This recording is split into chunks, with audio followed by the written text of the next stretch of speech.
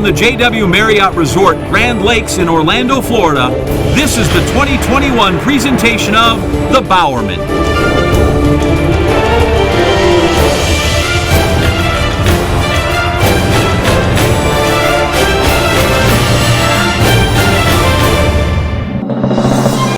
Ladies and gentlemen, please welcome the past winners of the Bowerman.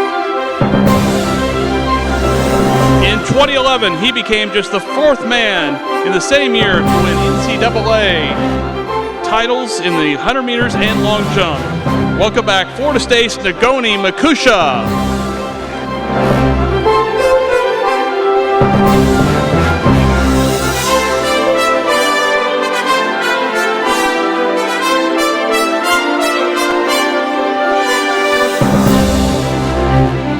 In 2013, she set collegiate records in both the indoor 60 hurdles and outdoor 100 hurdles, sweeping national titles in both events.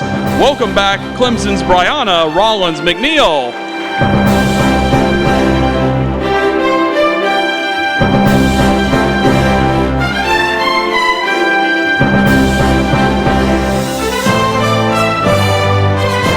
In 2014, capping an undefeated season, he swept indoor and outdoor titles in the 400 and anchored the Aggies to an outdoor 4x4 title. From Texas A&M University, Dion Lindor.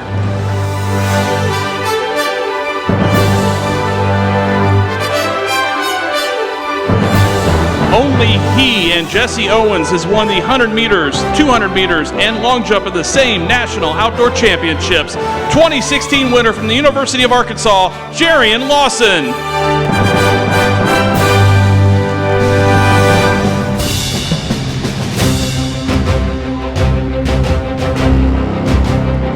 In 2017, she set the collegiate record in the 800 outdoors and anchored a collegiate record 4x4 that secured the team triple crown for the women of Oregon.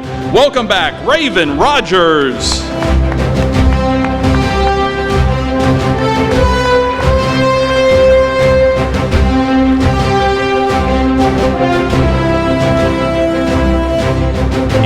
In 2018, along with winning the national outdoor long jump title, she took indoor and outdoor triple jump titles, setting collegiate records in both. From the University of Georgia, Katura Orji.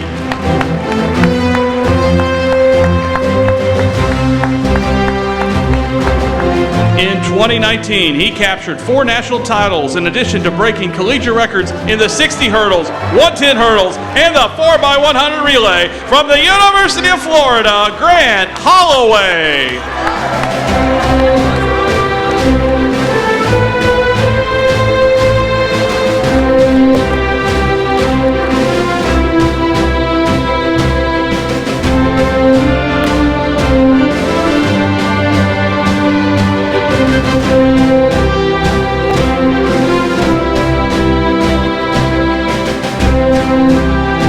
Another round of applause for the past winners of the Bowerman.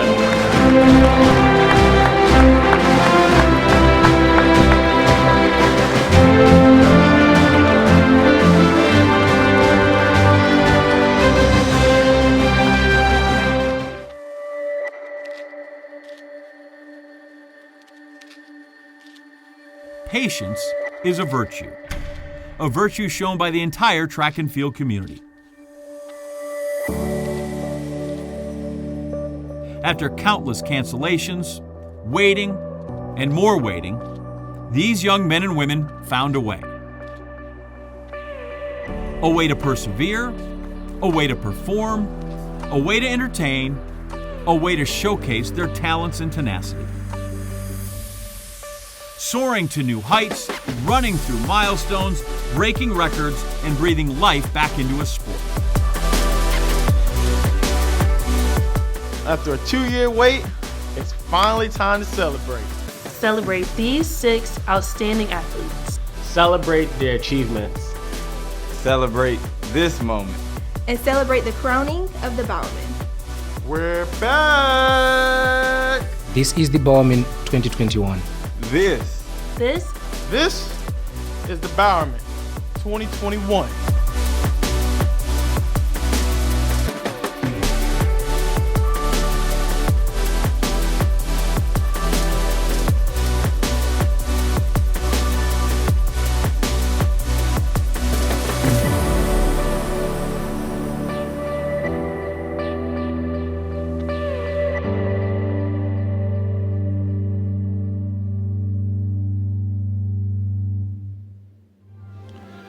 Please welcome tonight's finalists.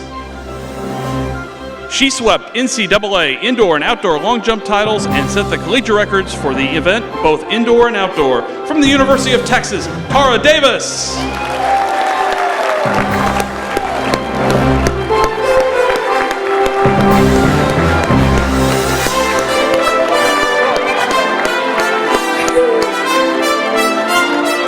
Tyra Davis, we talked about this on the red carpet, but you're known for the hat, for the boots. Yes. You're in Texas, you go to the University of Texas, but where did that come from, the hat and the boots?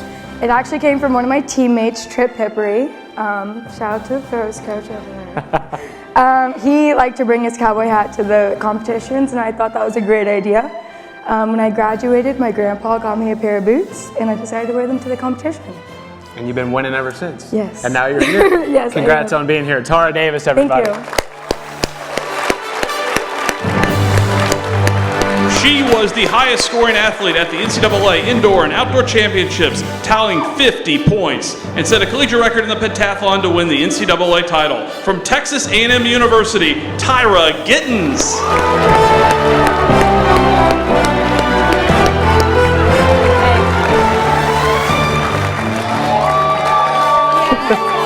Okay, first of all, something you guys, everybody in here needs to know about Tyra Gittens. She's known for her energy. What? She told me today at the luncheon that she actually has more adrenaline midway through the heptathlon than she does at the start, which blows my mind. Now you've got a whole fan section in here, the Gittens family. Me see. Where's your adrenaline level tonight? It's on 10, but I've been really trying to keep my, I'm trying to be classy tonight, so. Well, you look great. You look great. Congrats on being here. Thank you. Tyra Gittens, everybody.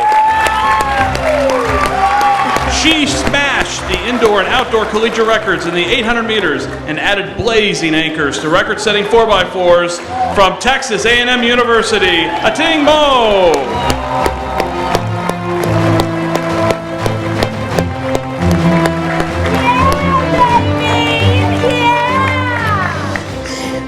Okay, you're a fierce competitor. Yeah. I think you also might be the only gold medalist that I've ever heard of who has Disney movie songs on your pre-race playlist. Sure does. Where did that come from? How does that get you pumped up to go win a gold medal? I think it's the lyrics. Like you listen to it, and I think when you're listening to a song that actually you understand for yourself, you know, just personal experience and things like that, it just turns into a whole nother experience. And so that's why I like Lemonade Mouth, to be exact. Yeah.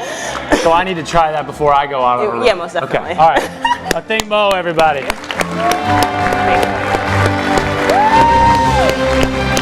He became the first in history to sweep the high jump and long jump at both NCAA Indoor and Outdoor Championships. From Louisiana State University, JuVaughn Harrison.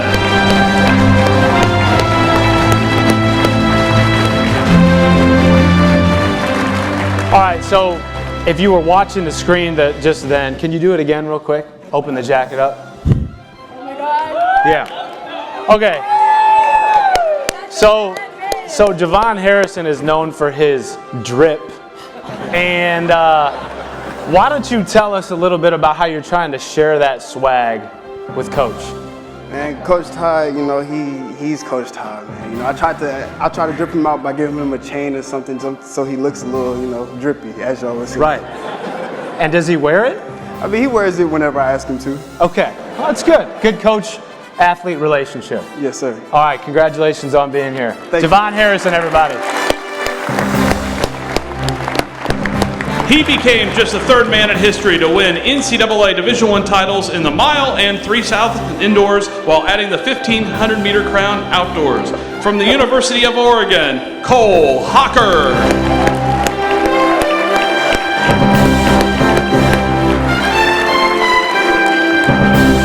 All right, so something that Cole and I have been talking about, you just saw him kind of with the flow. You've become known for that. What's the story behind the hair? Well, I wish I had a better story, but I was really just tired of getting bad haircuts. So you just decided to let it grow out. I'm kind of stuck with it at the moment. Yeah. Yes, you are, because it's become part of your persona. Yeah, I guess so. And now you're, one of the most famous athletes ever out of Indiana. Yeah. Right? Right? Yeah. Okay. Maybe. Yeah. Yes. Cole Hocker, everybody. He became just the third man in history to sweep NCAA Division I indoor and outdoor shot put titles and discus titles in the same year. From Arizona State University, Turner, Washington.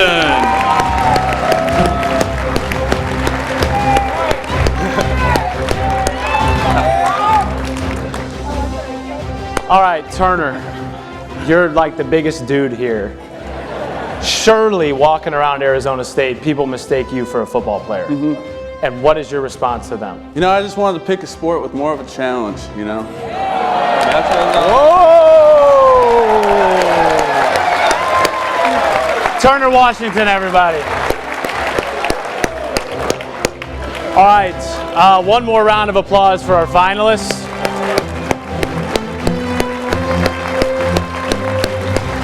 My name is Matt Schumacher. I am the co-host for this event. This is my second time being at the Bowerman. Pumped to be back, especially after last year was canceled.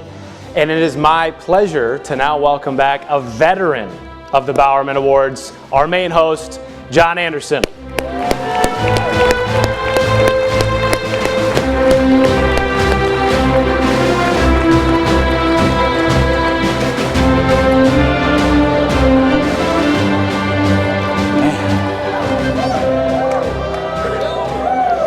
I gotta. Look at you. I've told you this before. If you encourage me, I just talk longer. Be careful. I got to come up with some sort of a walk-on music. And thing. I can't do the gritty. I'd trip. I don't. Maybe that's just it. We can't let Anderson walk that far. He'll fall down. I say this with the most sincerity of anything I've ever said. Man, am I glad to see you guys.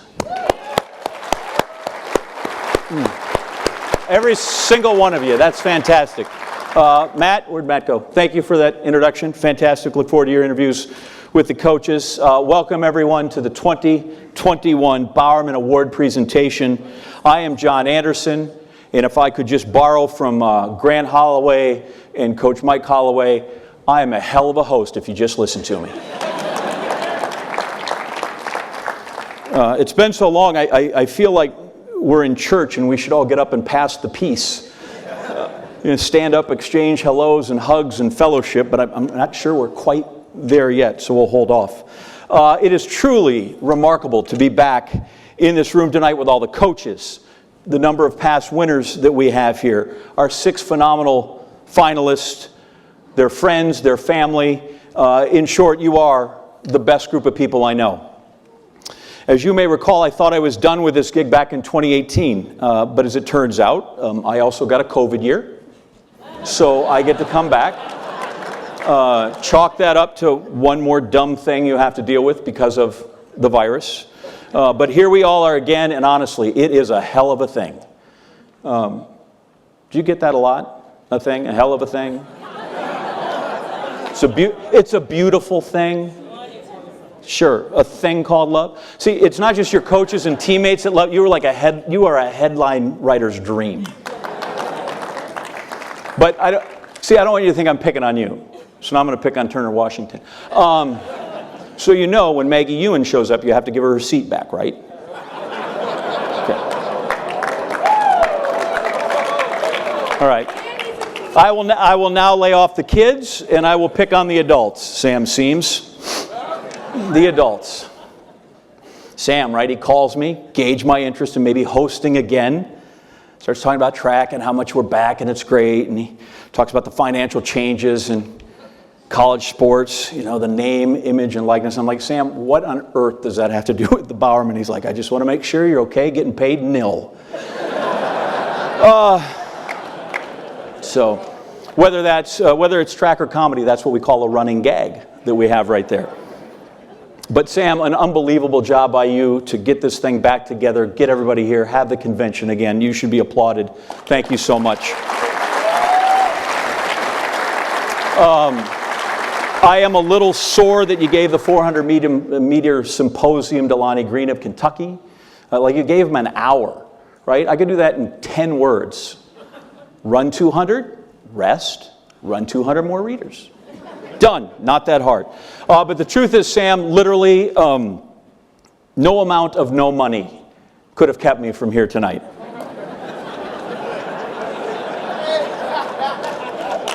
After 2 years of this just awful pandemic, this ceremony, the Bowerman, like this represents something that is good. I want to be here to celebrate the best college athletes in the sport, also the sport itself, and the role all of you coaches that you played in keeping this whole thing, if you can pardon the pun, on track. Everybody here deserves an award or some sort of commendation, some recognition for fighting through lost seasons and your lost championships, for figuring out how to keep athletes training and focused for a meet that we didn't know when or if it was ever going to come, for all the testing and the talking and the tissues and the testing and the talking and the tissues and the empathy and the understanding that it took to hold things together. And while the first prominent casualty of COVID-19 was there in Albuquerque with that NCAA indoor meet, the virus didn't spare any team or any conference or any division. D1, D2, D3, NAIA, JUCOs. There was no starter pistol, no stopwatch, no finish line for anyone there. How you all managed to cope and improvise, to plan and to replan and to placate and persevere, that to me is a success and a triumph greater than any championship you'll ever win. Dealing with budget cuts or in exceptional cases, complete program cuts, that you refused to take that you fought back, that you flourished is a lesson in resourcefulness, in resiliency, or as my dad might say, just good plain old stubbornness. I have always had the highest admiration for coaches and athletes in this sport, but that has increased tenfold since March of 2020. So usually I like to have the parents and the loved ones of our finalists stand up, be recognized for all they've done that contributes to the success of you people in the front row here. But I think right now everybody in this damn room should stand up and give themselves a round of applause for what they did to keep this sport on track.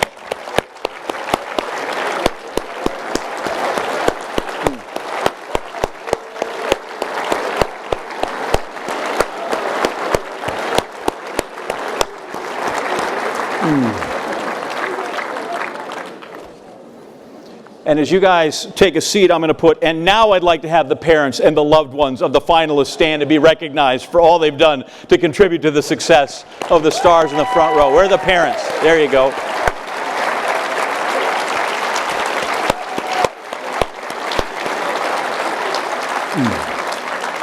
You guys are awesome. I mean, when you finally were turned loose to compete, you were fierce, but you were also fantastic. I started to count the records and the championships that you guys compiled, and I finally stopped because I thought, this is just going to be a foolish number. I mean, what do I even be doing? I wrote my Christmas brag letter, like 90% of it was about U6. My own kids aren't even in the thing. And that you did it mostly alone in empty arenas and stadiums with limited spectators is amazing. Although I will say I was at the SEC championship and like 43% of the people were related to Tyra. Maybe like 58, but it's good. You had shirts, so we knew who you were, right where to find. It was great.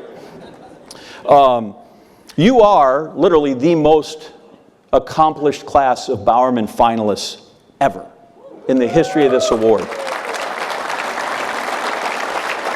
which is sort of a big deal because we're talking about 60 athletes, all but a handful of whom made a world championship or an Olympic team. And we're not talking about a bunch of parade marchers. By the way, I love the suit. It's too bad you didn't get to wear that in the parade. Grant, seriously, that's great. We should stand up and look at that. And I know a lot of you have that. That's what it looked like. That's what we should have seen in Tokyo. But we're talking about 23 Olympic medals. 23 medalists, 31 medals. 15 of those are gold. 47 World Championship medals. 23 of those were followed by a national anthem. The medal that hangs around your neck right now puts you in spectacularly exclusive company. You should be really proud of this. As for each of you individually, Tyra, I barely recognize you without KT tape. Right? Tara, you'll find out I am way nicer than Ellen. Totally. This is on YouTube, though, so we could help some viewers. If you could just kind of whatever, that would be great. Athing, listen, you're making Trenton more famous than Washington crossing the Delaware.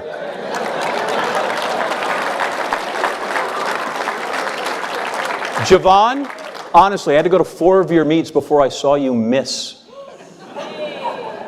Think about that. The guy did, yeah, it was crazy. Cole, I feel like I'm the tortoise and you're the hare. Promise me you didn't vote for Kanye. And Turner, thanks to you, we're only Mike Bunchich short of having a full 1992 Discus U.S. squad right here between your coach and your dad. I don't know how we didn't invite that guy. You guys are special. Sometimes you refuse to acknowledge that. I appreciate the humility, but you are. You are a special class. But for the purposes of the Bowerman, you are only college special. All the gaudy Olympic trial performances, the Tokyo running and jumping nonsense does not affect the Bowerman ballot. Even though literally like 60 seconds ago I was talking about all the Bower bragging medals and Olympic things that we did. That doesn't count. We like to think college here, not countries. Even though it's funny, when I watch the races at the Olympics, I find that the nations and the borders tend to just melt away. I find myself rooting for relationships and these athletes that I identify with. So that goes for everybody here in the front row or past winners. Like I watch Dion run and I'm like, go you. And then I go, I guess that's black and red. It doesn't matter. Whether it's Mondo Duplantis, whether we had flag bearers, Joseph Fambule or Shafiqua Maloney, all of a sudden you're just like, these are just great NCAA kids, and I'm glad that we all get to know them and watch them perform. College track is global in the best ways. And I am going to close then with a quick Olympic story that I think really encapsulates the spirit of the award, of the athletes and everybody involved, and it comes from one of the most decorated Bowerman winners ever in Ashton Eaton. And so I am sitting in the Olympic Stadium, I'm broadcasting day 1 of the Maltese for the World Feed, and all of a sudden I get a text and it's Ashton Eaton. And he's just sending me facts and things like who's limping and who looks good and who looks on and who looks off and what to look for. And it's really insightful and it's valuable material, right? And it's my fellow announcers are like, wait, so Ashton Eaton is just texting you? And I'm like, he is. And like Lyndon Victor would be too, but he's running around right there, so he's too busy. But I'm all puffed up with these guys, right? I'm like, yeah, Ashton Eaton. So the day is ending. And I'm thinking, I'm going to get one more astute global communication on what to expect on day 2. That this 2-time Olympic champion, the former world record holder, is going to give me something that's going to be great. And he texts me, I'm going to read it word for word. Wait, there's a beer mile? I love this sport. I love the athletes. I love all of you. We're going to have a great night. It is the Bowerman, and our first finalist is Tara Davis. These boots were made for jumping, and that's just what Tara Davis did. Standing on the runway, this Texas Longhorn was a record waiting to happen. College indoor record? That happened when she hit the pit and won the NCAA Indoor Championships. College outdoor record? That happened at home at the Texas Relays, where she nearly jumped right off the 40 acres, becoming the first collegiate woman to break the 23-foot mark, erasing the Jackie Joyner standard that had been on the books for 36 years. There was jumping, followed by jumping for joy. Then to cap the season, another notable leap, showing some Texas fight as she came from behind to capture the outdoor national title. A tip of the hat to Bowerman finalist Tara Davis. You. It's you. That's so crazy. Yeah, I love the hat. Thank you. You said you didn't have any hats when you left Georgia. Now you got like a collection of hats. Yeah, I do. What besides white, what else do we have? We have black. We have another white. We have black with an American flag wrapped around it. Lovely, sure. You know, Love USA. that. And then I have a pink hat. And the pink one, that's just special when we come out. Yes. Very good. Boy, I tell you what, there were a lot of records, there were a lot of wins. Where is the season highlight for you?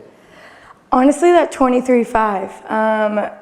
Not many people know, but the back half of my season, I was super depressed and I wasn't myself, and that 23.5 really changed a lot for me, and it put a lot in perspective, and it showed that if I put all of my hard work into something, that it's gonna pay off. So if you can share, what was going on? What was the difficulty? I had injuries after injuries, and then my mental health just wasn't great.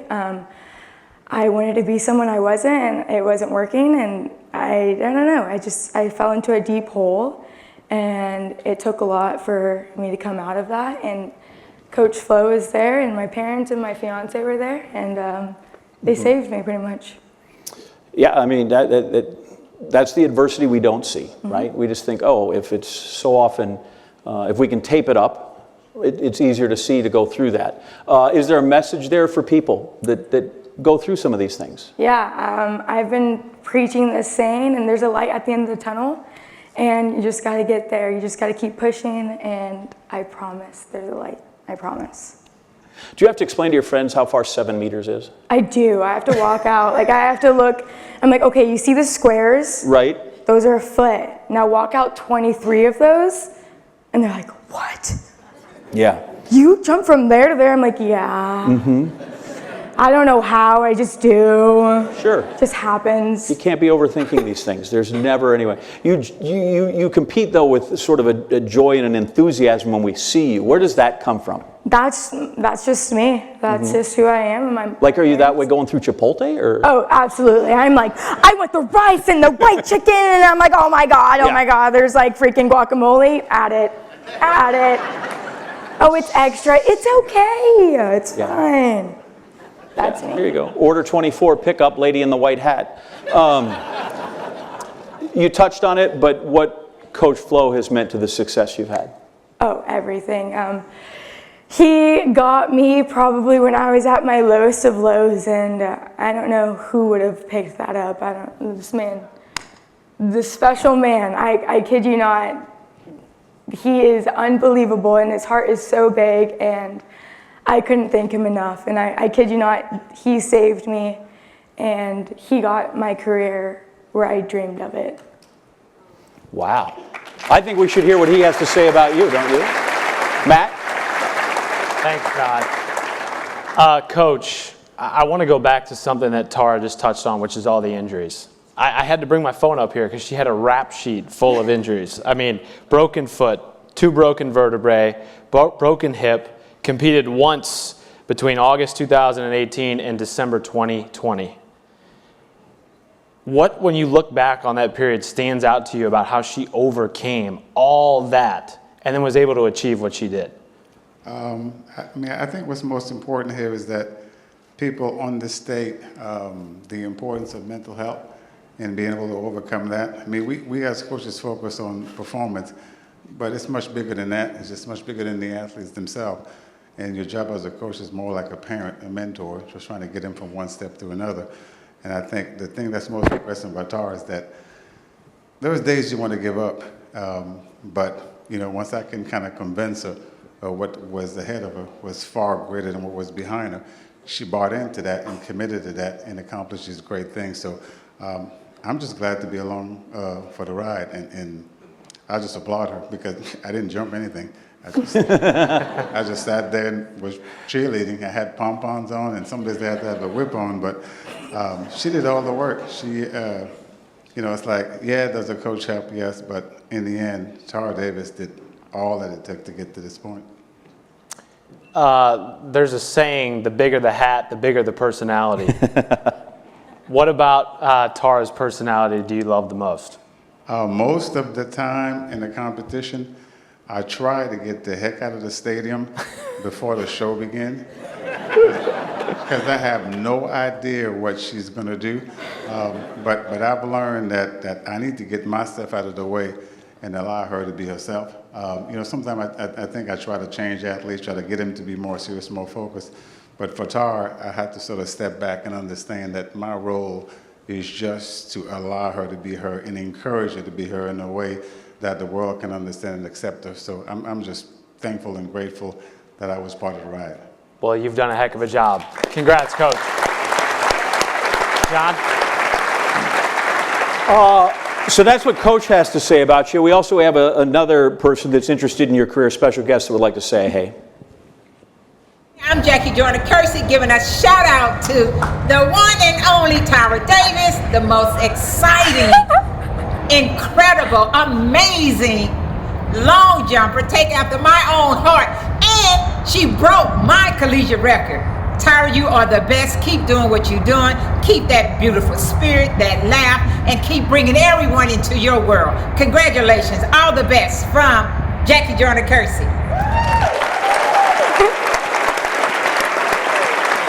That was so sweet. How's that on the cool meter, right? Like that. I have chills and I'm crying, but it's fine. That's fine. That was so cool and that was so sweet. Thanks, guys. I know, she's fantastic, isn't she? Yeah. Just JJK, that's how I like to refer to her. All right, so after we do this, now I've introduced this just mostly to terrify kids. Just a speed round, just some nonsensical questions we'd love you to ask and give an insight about who you are, okay? Okay. All right, first, who's this boy? Oh, my fiance? Yeah. Hunter Woodhull. Okay. Where are you registered? Arkansas. Not at Bed Bath & Beyond? Not at, where are you registered? Oh, okay. Well, Bed Bath & Beyond, and we're working on Target. Okay, good. Candlesticks are always nice. Nice, yes. Give me the name of Ellen's DJ. Oh, DJ Twitch. DJ Twitch. Good. Thanks for helping. Thanks, Appreciate guys. that. Last time you were nervous. No.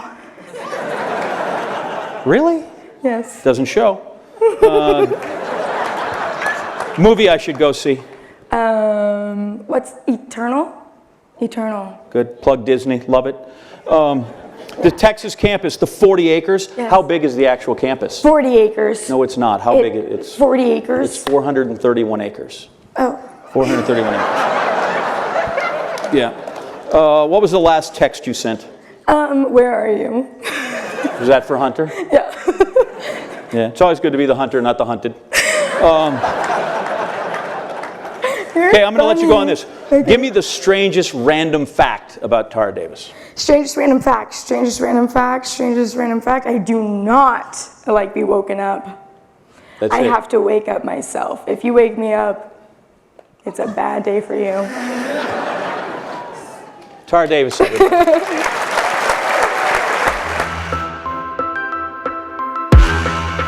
Volume and victories. Nobody competed more often or better than Texas A&M's Tyra Gittens. The hardest working athlete in all of track and field. At the Indoor National Championships, she set a meet and collegiate record in the pentathlon. Won the high jump, finished third in the long jump, 26 points, a total that would have placed her 8th in the team standings, and 24 more points at nationals. First in the heptathlon, second in the long jump, third in the high jump. Talent on full display and with a joy and expressiveness to go along with it. Trinidad and Tobago, Tennessee, and Texas A&M too. Tyra Gittens is a Bowerman finalist.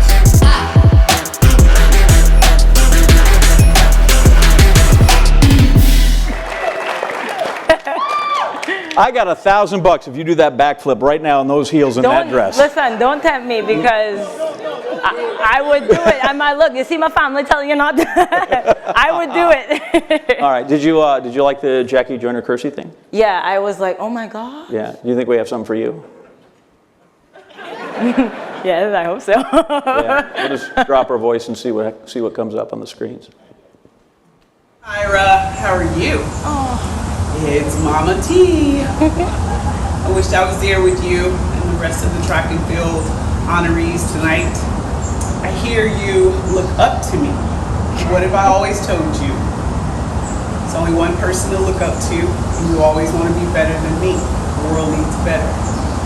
You're a very special person, Tyra. So stay humble, stay hungry, and remember you can do all things.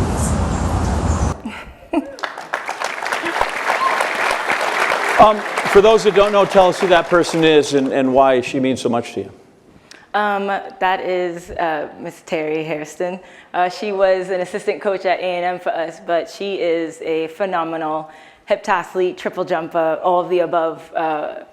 She actually competed with Jackie Joyner growing up, well, in college, but she understood the multi-life and all that it takes, and she was able to help guide me through all the emotions and the pain, and also doing open events. And she was my rock during my season that I had last year.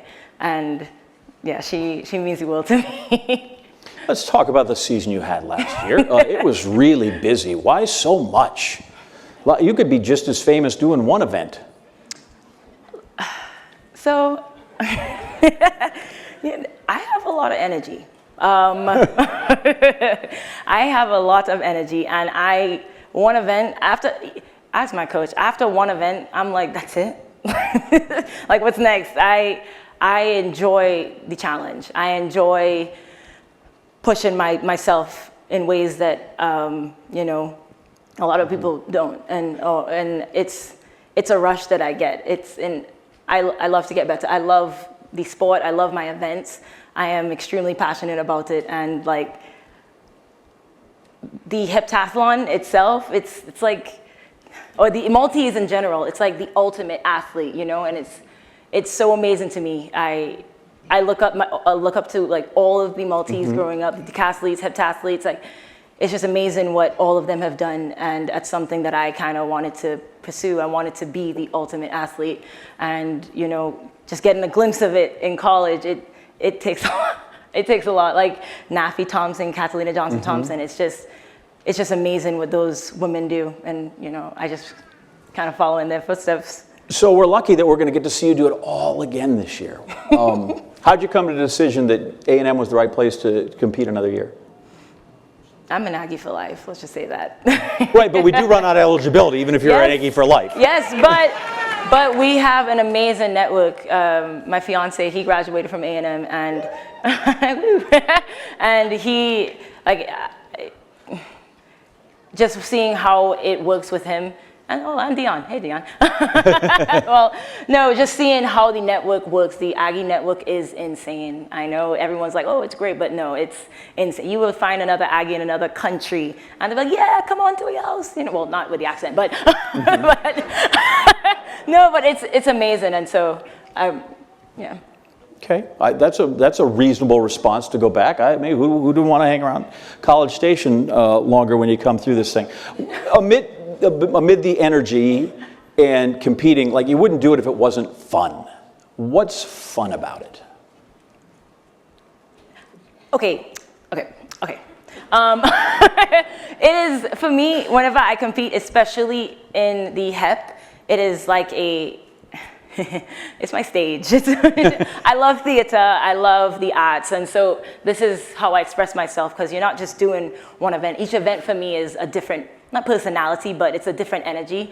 And anytime I get to the starting line for hurdles, or anytime I get up on my mark for high jump or shot put, anything, it's different techniques, it's different mentality, it's different amounts of energy that I'm about to put in, and I think it's so cool. And the multi is not well known. I know I've had to explain to people what it is, and so and it's 2 days. It's 2 days of pain, and not everyone wants to sit down and watch that, but I want to, because of my passion for it, because of my passion for it, I kind of want to show everyone that what we do is, we do it because we love it, and and I guess that's what I want to portray whenever I compete, and so that is why I have so much fun doing it. So I have to ask this question real quick, because they're out here. I thought I heard your family, I guess, over here, and they all showed up for the meeting college. Just the support you get from them, and the strength that comes from that family, how they help you. My family, they are amazing. My parents, there's a lot of us, if you haven't noticed. My parents brought us all up from Trinidad to the U.S., and the amount of work that they had to do to make sure that we all have this success that we all have, and it's amazing. And my parents, they saw it in every single one of us, but because I'm up here. Because I'm up when here. When it's their night, they can talk. Yeah, when it's their night, they can talk. But all the meets that they brought me to, and they made me understand the hard work that puts into it, because I had to raise money to go to the meets that I wanted. Those AAU meets, I did fundraisers. My mom wanted to show me the value of that. And yes, we did cupcake. We baked cupcakes. Yeah, and it's like, and that I was a part of that. You know, it wasn't like my parents just did. Like, I was a part of that upbringing. And so whenever I get to compete and they're watching, it's more than just competing. It's a thank you to my family, because my family, they have been there for me since. And my fiance. Woo! But no. A lot of plugs for the fiancés tonight. Good for them. What do you suppose Coach is going to say over here? Well, he's had a hard time, you know. He's had me when I was a freshman to now. He could say a lot of things, but I'm anxious to hear what this will be. My question to you, Coach, is obviously Tyra's family, very strong presence. I'm guessing you not only had to recruit Tyra, but maybe just her family a little bit too, when you wanted to bring her to Texas A&M. You know, when I got Tyra, I got the whole package. Yeah. And what a beautiful gift it was. I think the first day I took the job at A&M, I got a call from Mr. Sterling Gittens, and he said, "So what are you going to do for us? What are you going to do for my baby?" And I said, "We're going to take care of the best we can." And she was in the right place at the right time and just had an amazing year. Well, her freshman year, I was reading something. What? Tyra said that she cried almost every running workout, or any workout that was hard for that matter. Do you remember that? Oh, yeah. Okay. So at that point in time, were you kind of wondering, oh, man, what did I get myself into? Man, those days I felt like I should have gotten the Bowerman for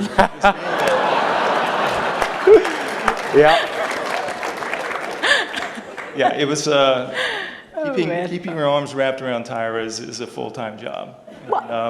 But it's been an amazing experience, and she is an incredible athlete, and I'm just lucky to be a part of her experience.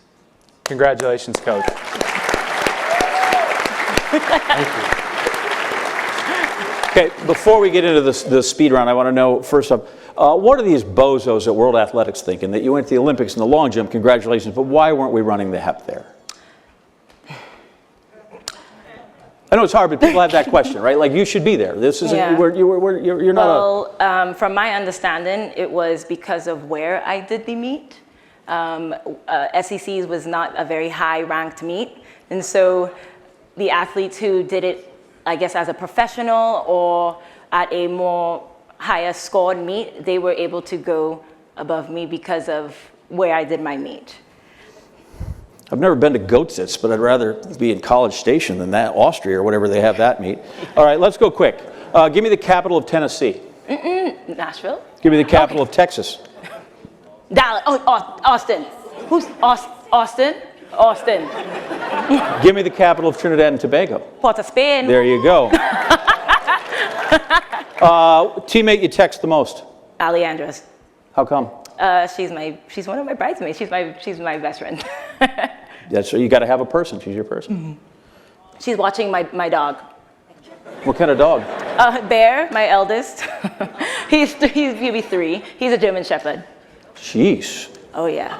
Do you live in a nice neighborhood that you need a German Shepherd? No, my fiance, his side hobby is dog training, and he loves dog sports, training police dogs, military dogs, and so that's why. Good. Pineapple on a pizza, yes or no? Depends. Depends. All Depends. right. Yes. I don't mind it. If you had the power of invisibility, how would you use it? I don't know. You know, I mean, sometimes when I'm feeling cute, I want to be seen. I don't know. No, I'm kidding.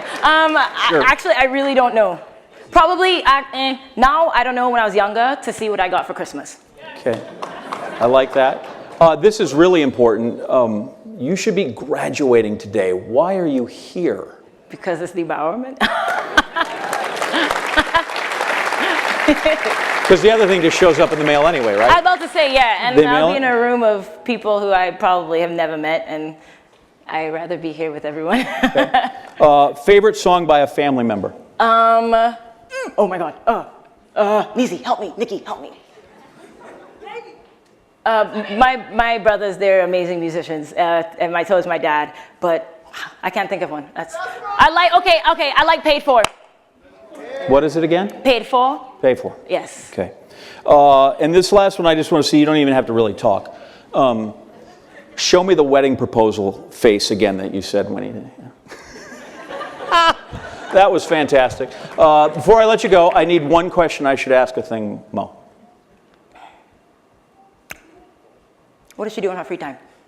What does she do in her free time? Mm-hmm. Okay. I'm gonna let you go, and now we're gonna see the video on Athing. Okay. What do you do with your free time? One magnificent season that will forever leave us wanting Mo. Mo records, Mo wins, Mo smiles. Athing Mu, a generational talent and still a teenager. 600 meters, 800 meters indoors, collegiate record. The freshman from Texas A&M obliterates the collegiate record. 400 meters, 800 meters outdoors, collegiate record. Athing Mu, add another click on the resume. Anchoring the Aggies 4x4 relay team, collegiate records, indoors and out. That's 6 CRs. In the A&M record book, the count is 8, as in 800 University. A true freshman who was truly remarkable. Bowerman finalist, Athing Mu.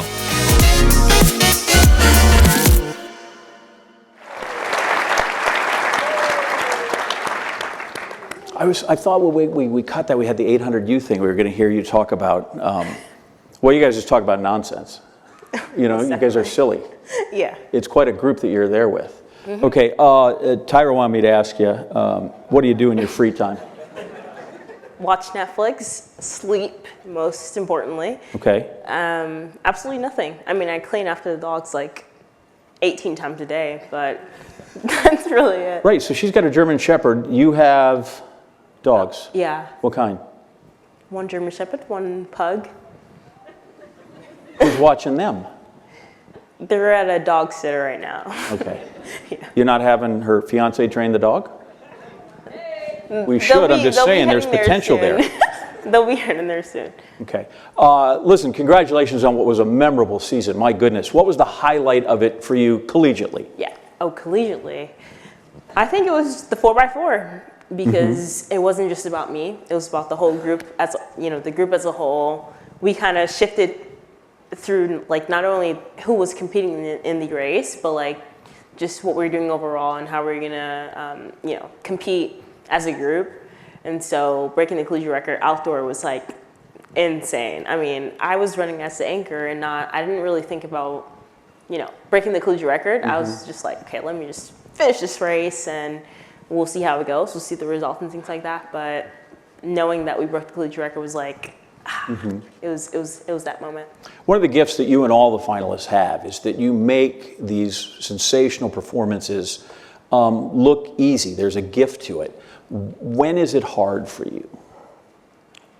I think it's for me personally the rounds that kind of, I don't want to say gets to me, but you're running the same thing about three times, you know, when it comes to like U.S. trials or whatever you're doing. I know collegiately you only do two races, but just things like that. It's like, okay, you feel like, for me, you feel like you don't really need to be in that position because it's like, okay, I'm gonna get through the next round, so why am I doing this right here?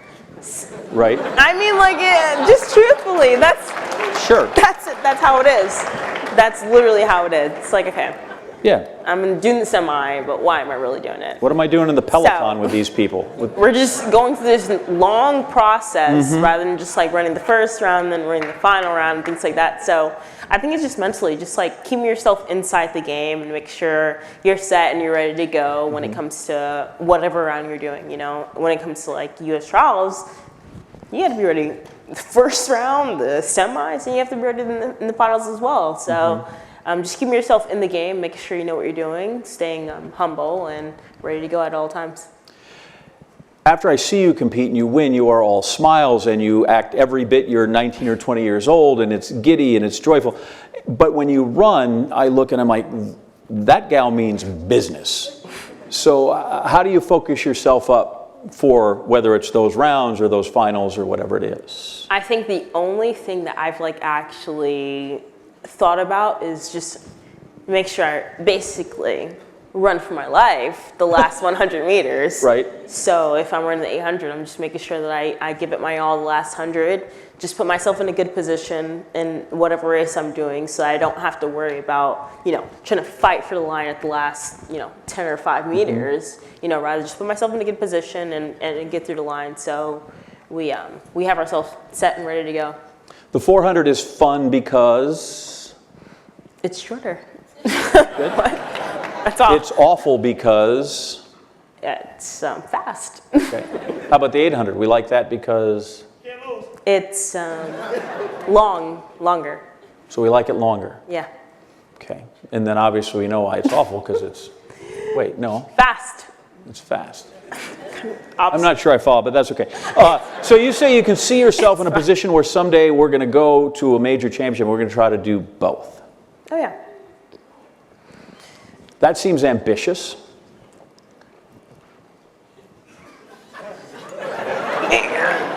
I mean, I feel like track and field is changing for me, especially our generation. Like, you can do whatever you want. Like, you know, you have in your mind, and it's gonna happen. You know, it's not one of those type of things where it's like, oh, that sounds insane. I cannot do it. Like, you know, you can say like, wow, this is a world record. Let's get it done. So that's how I feel. I'm like, okay, I'm running the 800 meters. This is something that someone has done a couple years ago, but it seems insane, but it's going to be even more insane when you accomplish it. So that's how I'm feeling about things, you know. For all that happened, it wasn't a perfect season. No. How did the runner-up finish at NCAA Indoor in the 400 impact the rest of the season? Yeah, I think it was, I mean, just being humble. I'm not saying I like completely stopped doing that after that race, but I think just, you know, when you're on a pace that's just like repetitive, you're doing the same thing in all the races you do and in all the competitions that you're in, it's like sometimes I feel like you have the chance of falling off, I guess I would say. Right. You know, you're just so used to one thing and you're not ready for that next thing that happens to you, or that can happen, I would say. And so I think after that race, I'm like, okay, I know what I have to do. I know how I have to be as well. And I just know what I have to do moving on forward, you know? I know I've been doing a lot of competitions and I've been hitting this and hitting that, doing these records, doing that record, but, you know, everything's a surprise. You're not prepared for anything that happens in your life, so just after that race, I was ready to go. I was ready for everything. I was ready for the wins and losses. I was just ready to be the best, honestly. Quick question before we throw it to the coach, is just about confidence, because all of a sudden you're like, well, I know I'm one of the best high school athletes, and now you get into college and you're like, okay, wow, after a few, like, I'm really good here, and now you're in a world stage where you're a gold medal. Like, at what point does the transition come from wow to I belong here? Yeah, I think just that me getting to college which was in like July up until January maybe when we had our first collegiate meet. I was like, okay, yeah, I'm competing, but I just came out here and I ran 201 in my first meet. That's kind of insane, but I think it's just personally, to be honest, like you kind of have to learn about yourself, grow in confidence with yourself, like know what you're doing, why you're doing it, and you know how it's going, and not being upset about how the results are and things like that. And so I think I kind of realized that the whole season, that's just being a collegiate athlete, you know, my freshman year, just whatever happens, happens, you know. We're gonna run. Coach Henry kind of did this thing where it's like, okay, our first meet, we don't know when COVID's gonna come again and things like that. So I kind of just took every meet like, I'm running my best because I don't know if this is gonna be my end and things like that. Right. So just knowing what you're doing each round and things like that. And I feel like it kind of plays a role in how you end your season and things like that. Yeah. Don't waste the day, isn't Don't it waste right? the day. Isn't that what we're Don't let supposed to the day say? get Don't away. waste the day. We're going to hear from your coach right now. I'm sure he has flattering things to say, Matt. Coach Mallard, first of all, thanks for being here. Thank you. One thing that we've learned this week is that Athing is very confident. But something else that I learned when I was kind of reading about your relationship with her is that one thing that you've said separates her from the rest is her consistency and her focus, which I think is pretty impressive because she came to you as a 19-year-old and did all these amazing things. At what point did you realize this is something that sets her apart? Every day in practice. I think if a lot of coaches and teachers out here have special athletes, and I can look at a thing, and I think anyone that's ever witnessed or watched her run, you have to be Stevie Wonder and not be able to see that she has super talent. But she comes to work every single day, and she's consistent at doing it, and she's having fun doing it. I always say this about Athing is that she's a great athlete, but she's more a better person than an athlete. That what really separates her from anyone. So. Coach, I think you may have lied in saying that she always has fun, because she did mention earlier today that she isn't a huge fan of the 5x5 minute reps. That's her favorite one. Oh, okay. Yeah. She just taken lightly of talking about her favorite training session, but she comes to train every single day, even the hard training sessions. One more before I let you go. I was watching an interview between Athing and Otto Bolden, and he was just talking to her about that 49.57. And she said that she didn't do any speed work all year, really, and still ran 49.57. When are you going to, put the speed work in? Well, I think our training at Texas A&M is speed work. Okay. We train 800, 400, 200, 100 hurdles, 400 hurdles, and we all try to do it fast. Yeah. So. Well, it's working. Yeah. Well, thank you. It is. Coach, congratulations. Thanks for being here. Okay. Thank you. So Coach's initials are MM. Yeah. And then for you, right now, we have MMM. Just listen. Hi, I'm Dr. Madeline Manning Mims. I am a four-time Olympian gold and silver medalist. In 1968, at the Olympic Games in Mexico City, I became the first American woman to win a gold medal in the 800-meter race. After all these years of waiting to pass it on to the next Olympic gold medalist from the U.S., my heart is overflowing and rejoicing with thankfulness as I congratulate this beautiful, true champion in accomplishing this monumental feat. I love you, Athing. Oh my God, no, you and don't. celebrate your victory, knowing that the best is yet to come for you.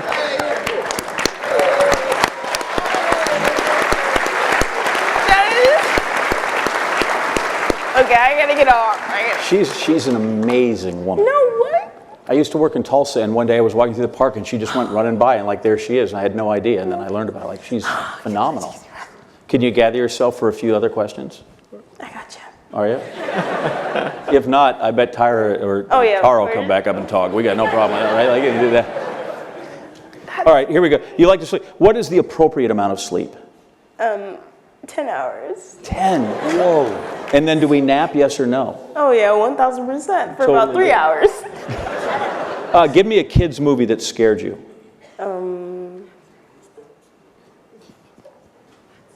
You could pass. Yeah, I'll pass. We'll pass, okay. I haven't any scary moments. On meet days, Coach Henry's sweater vest is? The maroon A&M. Yeah, it's fantastic.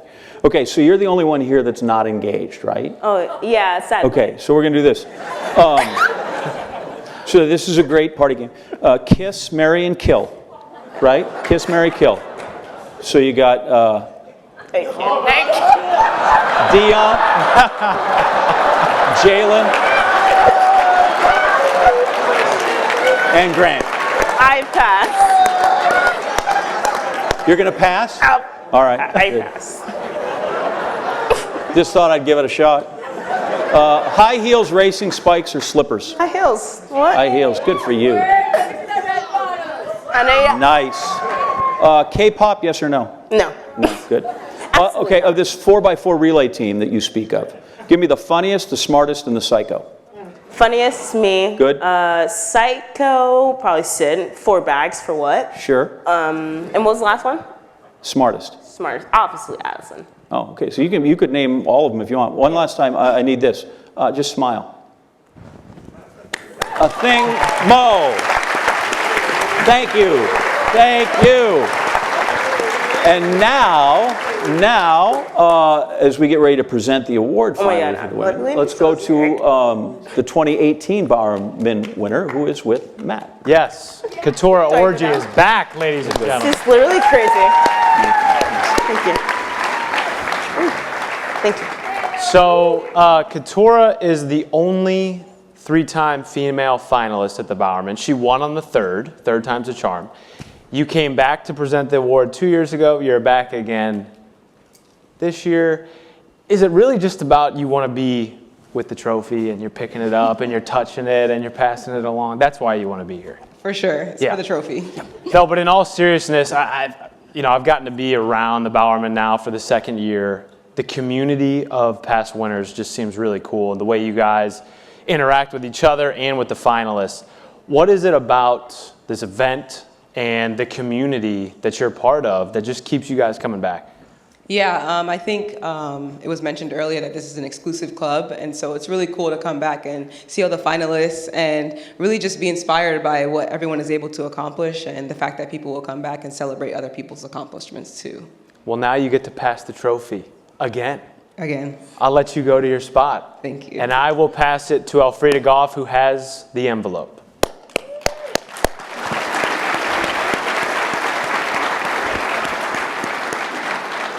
Good evening. Just a few comments I'd like to share. This time a year ago, I was going through withdrawal, which I'm sure many of you were with the pandemic, and I pulled out all of the past DVDs that I had for the Bowerman.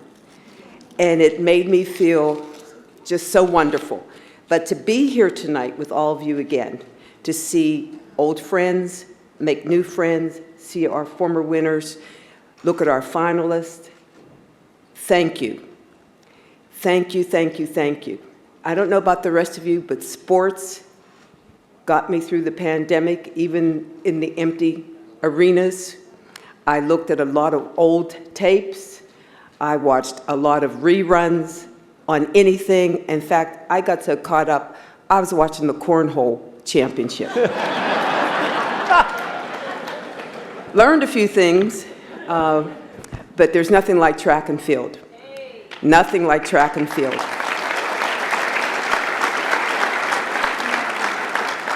As a former coach, I know the hard work, the sacrifices that you make for your student athletes. As an athlete who did not compete at the collegiate level, but at the club level, I know the sacrifices that our athletes make to be who they are today.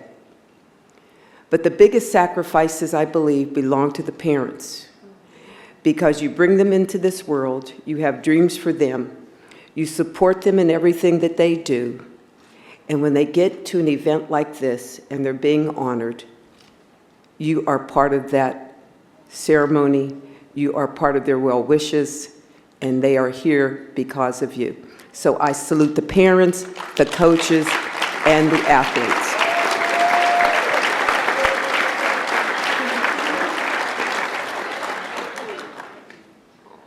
Are we ready? Yes. The Bowerman 2021 Women's Winner, Athing Mu.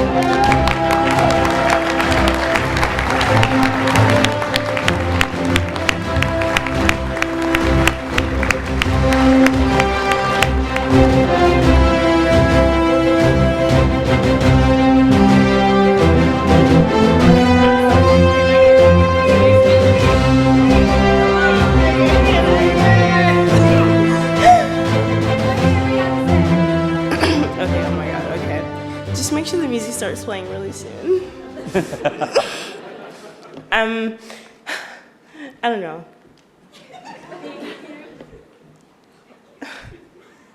Oh yeah, I don't want to.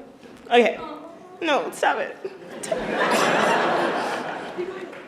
I literally can't read. Okay. I don't know. I've literally watched the last Bowerman in 2019 when Schumacker won on YouTube probably about 3 times, because 1, just me watching it, and then 2, obviously me trying to figure out how I'm gonna be, what we're supposed to do, and things like that. But I don't know. I literally wouldn't have believed that this moment would happen so soon. I think my life kind of flashed before my eyes the past 2 years, I guess I could say, because 2 years ago I was in high school. And I've just done so much, but I'm just thankful for every experience, every meet I've ran, and every person that has come into my life the past 2 years, in high school or collegiately as well. I mean, God has definitely played a huge role in every single thing that has happened, and so I'm just so blessed for that to have happened to me, and for it to just have been gone so smooth for me as well. It doesn't happen this easily for a lot of other people, so I'm blessed. I think is the main thing. Thankful for, of course, my family, my friends, Dominic and Brandon, my besties, making me happy when I feel like I'm not, as beautiful as I am. And, Coach Henry, so many opportunities you've gave to me. I really appreciate it. A lot of athletes didn't have the smooth transition as I have had. So I'm just blessed, and I really appreciate you. Miss Gail, you look amazing. I'm going to give you credit too as well. Like I said, my family, and I don't know. This is literally insane. I haven't comprehended it yet, but I don't know. Thank you. Thank you to every single one of you for voting for me. Thank you for the support I've had this past year. Thank you for believing in me. Thank you for really just all that you've done. This is great. This is amazing. I appreciate every single one of you. Yeah, thank you.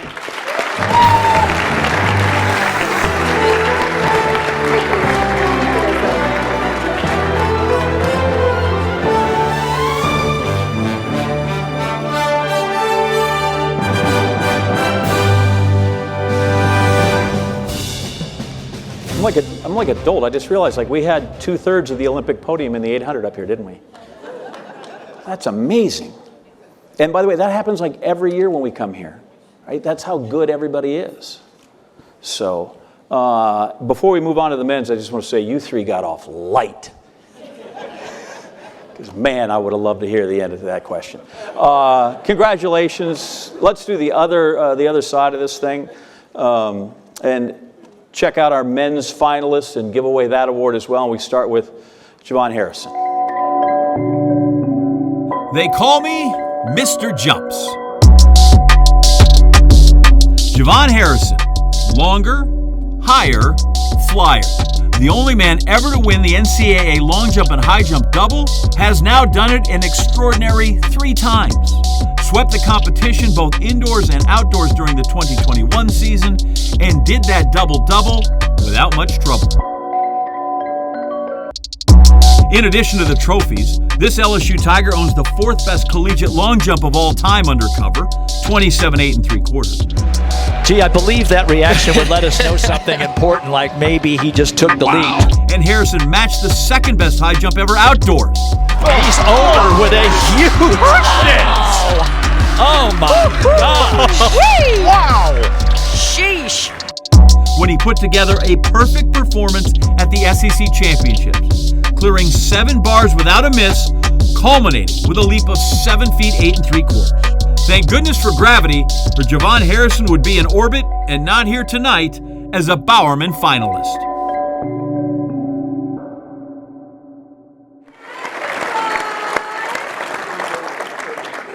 That's really good stuff, right? When you look at that, you go, wow, I did all that? Or you processed all that? It's a great accomplishment to see yourself on such a big stage. Mm-hmm. As you look back, how do you see your season? How do you view that with all those successes? It's the best season of my collegiate career, by far. Mm-hmm. You were a solo act there. You went to the Olympics, and they had twin gold medalists. We couldn't corral both of them, but I think we have one of them if we listen in. Hi everyone, here is Gianmarco Tamberi, and I want really to congratulate myself with the JuVaughn Harrison and to wish you, my man, the best of luck for the Bowerman Award, and go for it, my man. You deserve it. See you next year in the field. Ciao.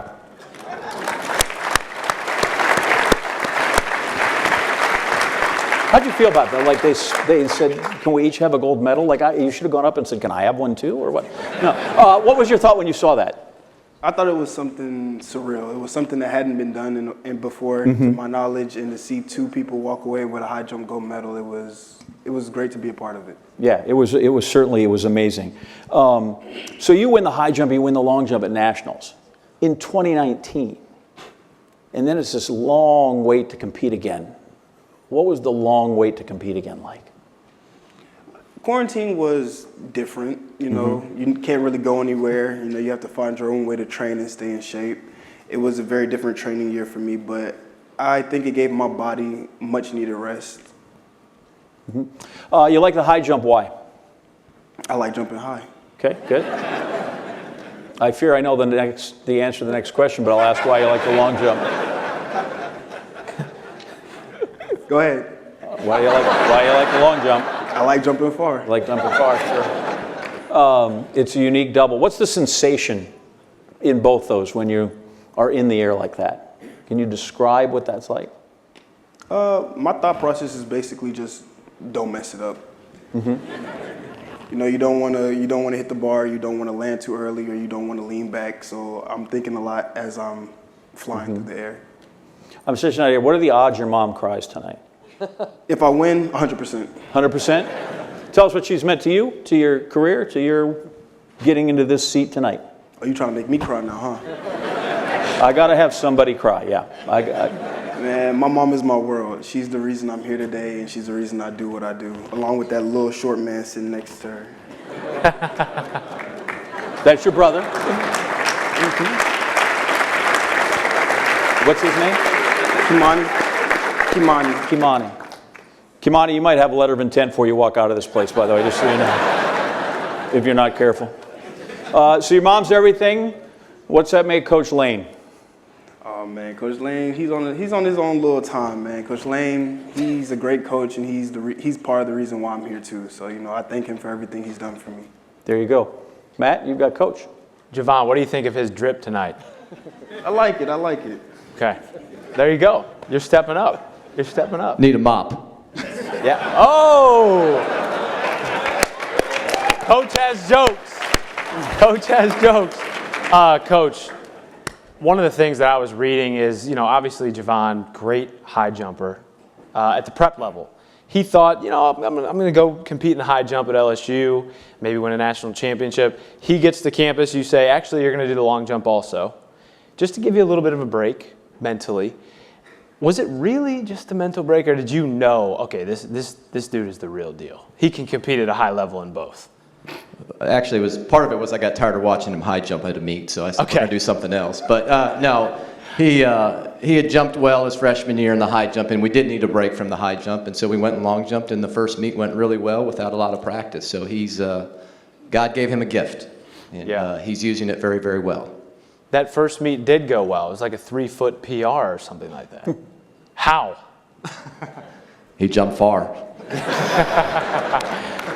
Tell me about your relationship with JuVaughn. I mean, I haven't gotten to know you guys that well, but in the last 24 hours, it just seems like there's not only a mutual respect, but a love between you guys. Yeah, I think there is a mutual respect. There's a lot of love. I mean, we use the word "I love you." We can say that, can't we? We can. We do. But he's great. He's great with my kids. They think he's the greatest person in the world, and he does a great job with them. And I think that says a lot about an athlete when you see him interact with other people like that. So there's mutual respect and there's love there.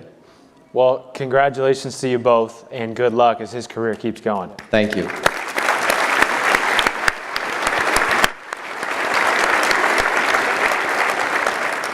Tell me about the Olympic experience. It was weird. Why? COVID. Not having fans, it just felt like a big practice with a bunch of pro athletes. Mm-hmm. Not like the what do I want to say? The scope of the event wasn't. I mean, yeah, but when you're in a big stadium like that and there's nobody there, it's just weird. You're used to getting the clap going to get the fans into it and stuff, but you can't really get a clap going. You got a few people who might clap here and there, but it's nothing like you're used to. Yeah, it certainly was unique, that's for sure. Quick questions. What's on your pre-meet playlist? It's a lot. We got Uzi, Cardi, Pierre, Uno. There's a lot of different people on my pre-meet playlist. Like we have the same playlist almost. What is Squirrel Burrell's first name? Sean. Good. Just want to make sure you know. Did you really make Mondo get his ear pierced? Yes. Our deal was that he made a deal with me and my 3 teammates. Who was that? Who's the accomplices in this? Ray Vaughn, Clark, and Chip. Okay. It was if he won indoor nationals, he had to get his ears pierced. And he won, so we took him to get his ears pierced. And he didn't have to hold him down or anything? He just went? No, he just went. Good. Speaking of your teammates, so do you hold your high school long jump record? Say again? Do you hold your high school long jump record? Yes, I do. Do you know whose record you broke? No. Okay. Rayvon Gray owns his high school record. Do you know whose record he broke? No. Bob Beeman, just in case you were wondering. Yeah. Isn't that right, Coach Shaver? Is that right? Yes. Keep on make sure. See, I got my facts straight. Isn't there a song like that? Get your facts straight. Does Coach Lane talk more about the Packers or the Brewers? Packers. Is it just incessant? Whenever they play. Okay, yeah, well, that's good. Why do you like the Seahawks? I like Russell Wilson. I like his play style. Good. Give me the track event that would be better if alcohol was involved.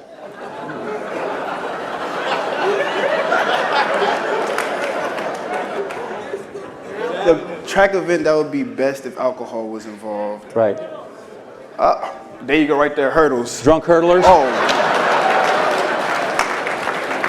Grant, what do you think? You go for that? I'm all in. You're all in? Yeah. Drunk pole vaulters, that might be something too. Oh, you never dear know. Lord. Any chance that I could learn the gritty? Yeah. Really? Yeah. Yeah, see, you're so wrong about that, but that's okay. I'm going to let you go, man. I appreciate it. Ladies and gentlemen, JuVaughn Harrison, finalist. Our next finalist is Cole Hocker. Go with the flow and finish with the fastest kick. Oregon's Cole Hocker blazed home to win the mile in meet record time at the NCAA Indoor Championships.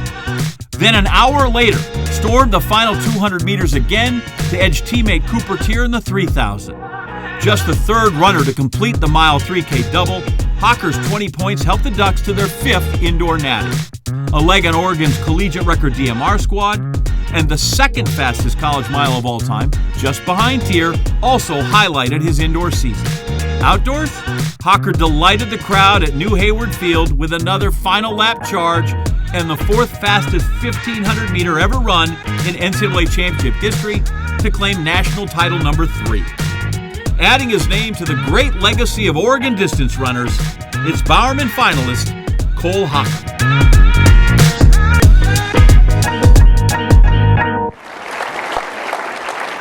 All right, so we're 5 people in. You got to know a shout-out's coming. You want it now or you want to wait? Let's just do it. Bring it. All right, here you go. David? This is Galen Rupp, 2009 Bowerman Award winner. I just want to say congratulations to Cole Hocker for just an incredible year and on being a finalist for this year's Bowerman Award. Man, as a fellow Duck, it was so fun watching you run this year. We've got an unbelievable tradition of distance running at the University of Oregon, and you've only added to that legacy. So great job again. Can't wait to see what the future holds. It's definitely bright. There you go. So if you look, right, he's the very first Bowerman winner with the Duck. Yeah. And then you see there's Ashton Eaton. And then if you go over here, we've got Laura Raisler, and we got Jen Prandini, we got Raven Rogers. There's a lot of pressure on you tonight. Did you realize that? A little bit, yeah. Extraordinary amount of pressure. So what does it mean to be a man of Oregon? I mean, you kind of said it, like there's not pressure but history there. And I mean, from day one, it's like men of Oregon. That's how we're referred to, and that's how we run our workouts.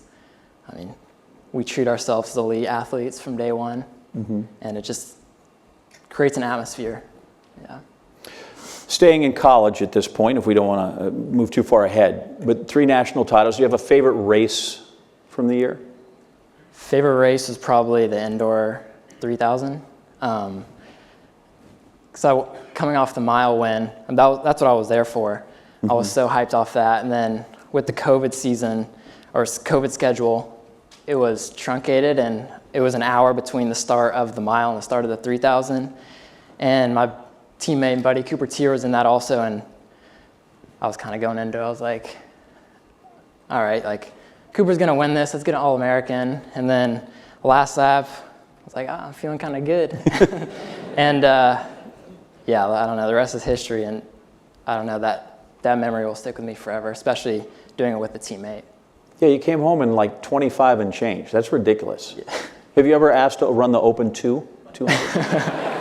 I don't know. It's maybe the 4. You just imagine the mileage you could cut down.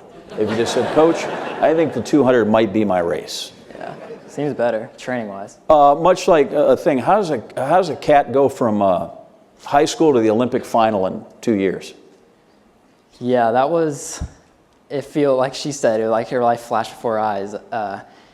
It just moved so fast. Like, I mean, my freshman year was that Albuquerque year indoors where everything got shut down while we were there. And then this past year, we're just, taking every race, taking advantage of it, and just one after another, not really thinking, just going with my teammates who I train with day in and day out, who are better than me and pushing me in every workout. And we weren't even thinking really, we had 3 or 4 Olympians on the men's side alone this year at Oregon, and training with Charlie Hunter as Olympian and Cooper Tier, my teammate, we're just always right there pushing, you're not thinking, and not really, it's not setting in that we're on kind of a historic team. And I think at the end of the year, everyone was able to look back on that and kind of be like, wow, that was a real honor to be a part of. And yeah, just each race was happening so fast after another, and we were just cutthroat all year. Yeah. Charlie at indoor, after he won that race by whatever it was, right? He had the best quote when he said it was messy like Sunday dinner. Guy's been at my house. Your dad down here told me at lunch that you are a relentless goal setter. So just let's go through real quick. Like in high school, what was on the mirror? Well, in high school it was 356, which is pretty ambitious. I didn't really get down to that in high school. I wasn't that close. And then following that, a goal that I'm extremely proud of setting is, at the beginning of that COVID year, I wrote down on a piece of paper, make the Tokyo Olympic team. And at the time, I was like, just do it. It's hard. It's like a daunting goal to get in my head. And I thought I might have been setting myself up for failure, and just, really proud of myself for believing and just pushing through and achieving that goal. Set yourself up for 6th in the Olympic final. Not terrible. What's on the mirror right now? Got to keep my cards close to my chest a little bit. It's fine. We want you to internalize it. That's great. It's better than 6, though. Okay. Well, and you got a few years to work on it. Like, it's not that, No, So we got world champs coming up, though. Right there in your own backyard, right? Yep. Oh my gosh, I like to call that place there's old Hayward Field. It's futuristic, but it's the house that Robert Johnson built. Let's be honest. It coaches over there right now. Good to see you're off the course. How'd you hit it? Good. Did you take money from Flo? Absolutely. There you go, Matt. Coach, that's not what I heard. I heard you were like fishing balls out of the water all weekend. Yeah, there's lots of water here. There is, yeah. I think one thing that a lot of folks around the country, both spectators and athletes, coaches, one thing we all got to see from Cole a lot this year was his kick. John mentioned it, that 25-second close in the final 200. When you were recruiting him, did you realize he actually had a little speed to him? A little bit. Cole and I joke a lot about his high school coach and his upbringing and his training, and it's a lot different than most high school distance runners. And I think that's what makes him special. And so Coach Thomas, who deals directly with Cole, we were in a staff meeting, and he said, this guy just has a nose for the finish line as a freshman, and that played out in his sophomore year. Will we see him attempt a 400? We've been talking about that a lot. All right. I talked to Coach Thomas in these same staff meetings about, hey, we need a guy on the 4x4, and he looks like he could be a great alternate for that. I agree. As long as he keeps the hair down. We need an anchor with the flow going. Cole is one of those very quiet, very soft-spoken persons. His actions speak volumes just like his hair, and trust me. One last one for you. I was reading an article, and Cole really talked about his training during COVID, being by himself, but you guys would always meet via Zoom or whatever and kind of check in. And he said during that COVID period is when he really started to notice himself as a different runner. What did you notice that was different about him when he got back to campus after COVID and you guys started competing again? Just the maturity, from a freshman to where he is at that second year. He just seemed like a different person and just more confident in himself. We're blessed to have him at the University of Oregon, blessed that his parents sent him there. That second year, he was just confident. Well, he's still training at the University of Oregon, even though he's a pro now, so you're stuck with him. We'll take it. Okay. Coach Johnson, everybody. Yeah. Thank you, Coach. That seems like a bad problem to have. I'm stuck with Cole Hocker. All right, here we go. You ready? Peyton Manning or Andrew Luck? Peyton Manning. Nice. Best Kanye song? Oh, gosh. Off the Grid currently. Off the Grid currently, okay. Should he and Kim Kardashian reconcile? Do what? Should he and Kim Kardashian, his wife, reconcile? Yeah, for sure. Okay, good. You're behind that? Let's just say you got arrested. What would your friends and family think it was for? That's a good question. I don't know. Maybe stealing candy out of like those bins at like Whole Foods and stuff. Sure. Okay, I'm going to pretend I didn't hear the answer. Where's the best place to get a pizza in Eugene? Tracktown. Okay. You been to Pre's Rock? Yeah. What do you think of it when you go up there? It's pretty crazy to think. I mean, it's sad when you're up there, but it's also just so historical. Like, it's kind of weird to think Pre was right there on that road and right there where we're training. Obviously a different stadium now, but same area, yeah. Hayward Field, there's a mural as you go through the Ducks coaches. Why does Coach Johnson have a red and white cane? He also has a drone, and a lot of people are confused about both. From what I believe, I thought the cane was a college thing. Yeah, I think he's a Kappa, right? Where are you, Coach? There you Kappa, right? Is that it? Good. And you have a drone? It's a drone flyer. Just a hobby. He flies, okay. What NHL great scored his first 3 professional goals with the Indianapolis Racers? NHL? Well, it was in the WHA at the time, but who was it? That's a once. Do you not know Indianapolis Racer? I mean, are you any kind of a fan at all? Not hockey, no. Hockey. Does your dad know? Wayne Gretzky, yeah. Did you know that? He started his pro career there. Tell me a joke before you go.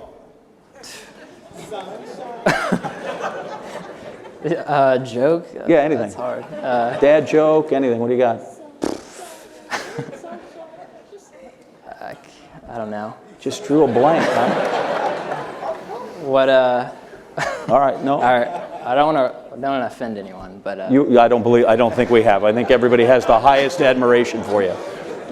Nope, I think they do.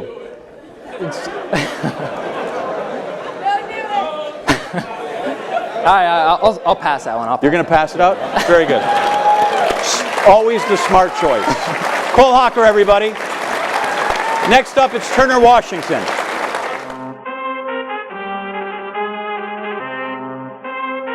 Beat Turner Washington?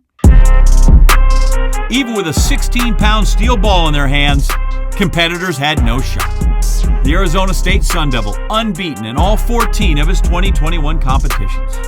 Perfect indoors with a 3-foot PR and collegiate record throw at Texas Tech. A dominant 4-foot margin of victory for his first NCAA championship. Washington overpowering outdoors as well, winning both the shot put and the discus at Hayward Field. Completing a trifecta of national titles achieved only twice before, most recently by fellow ASU Bowerman finalist Ryan Whiting in 2010. With 7 of the top 10 shot put marks, 8 of the top 10 in the disc, Washington was truly king of the rings. A big man with big throws and big results. Bowerman finalist, Turner Washington.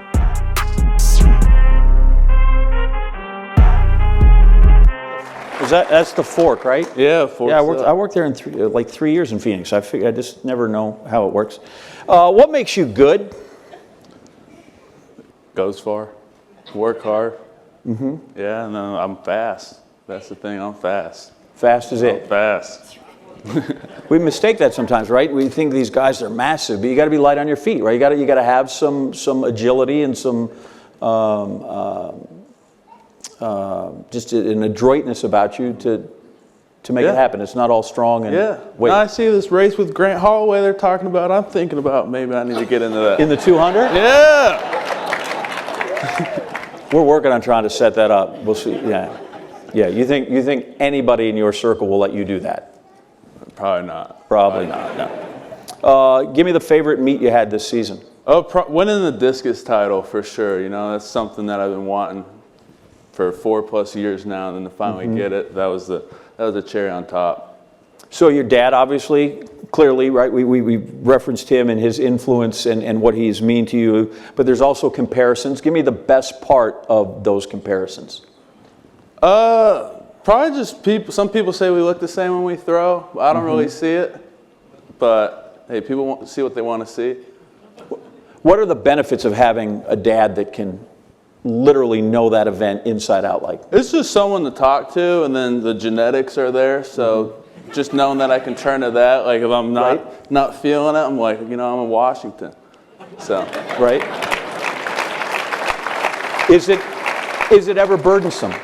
Yeah, definitely. Like growing up, people like to think that I came out of the womb throwing the disc, which isn't the case. It took a lot of hard work, and then it's just trying to live up to that, the expectation. But over the years, I found out how to deal with it, and it's not that bad. How did he help with? Because if I'm not mistaken, the first time he went to the Olympic trials, he finished 4th. And you go to the trials, and you're not at 100% physically, and so you don't make a team that you thought probably you could have. Yeah. How did he help there in sort of processing that, or he just helped put into perspective, and then he told me Lars Riedel, he's one of the greatest discus throwers ever. He didn't make the finals at his first Olympics. So, and then it's just, that's what happens. Discus is a sport where it takes years to finally, to get to that top, and just the technique and all that. And any given day you can have a rough day, but yeah, he just put things in perspective and really helped me out. So we talk about your dad's influence. I think, David, don't we have other family members here that we can hear from? Well, I have my mother. We're going to get to Mom in just a second. We have this. Hey Turner, this is your dad. I'm super proud of you for being selected as a finalist for the Bowerman Award. You had an incredible season. 2 shot put championships, a discus championship. It's just a fantastic accomplishment. It still boggles my mind that you were able to accomplish so much in the past year. Just thinking back to when I was competing, just the thought of having to compete against someone like you would have been really worrisome for me, and I'm glad I didn't have to. And yeah, I think if there's anyone who should win this award, you got my vote, and I think it should be you. Yeah. So we showed you that because we all know that really moms are the difference makers, though, right? Yeah, the mom, right? Mom makes all that. You know, I wouldn't be here without my mother. Coming home, the home-cooked meals, the enchiladas, whenever I get a little too thin, the food's there. Sure. The food's there. When was the last time we were in danger of that, just out of curiosity? Recently now, and that's like the chicken shakes. If y'all can't gain weight, you got to get on the chicken shakes. Dee Hernandez, former strength coach, she taught me that. You just put 2 pounds in, blend it up, drink it. A chicken shake. Chicken Wait, what? shakes. I got stories. I don't know. Okay, I'm going to ask you about that. Honestly, I don't see that as a big menu seller. Well, you can add barbecue sauce, hot wing sauce. You got all the flavors. Okay, hang on just a quick. Why can't you just eat the piece of chicken? Because it takes too long. I don't have time for all that. It takes too long. Okay. When you're not throwing stuff, what are you doing?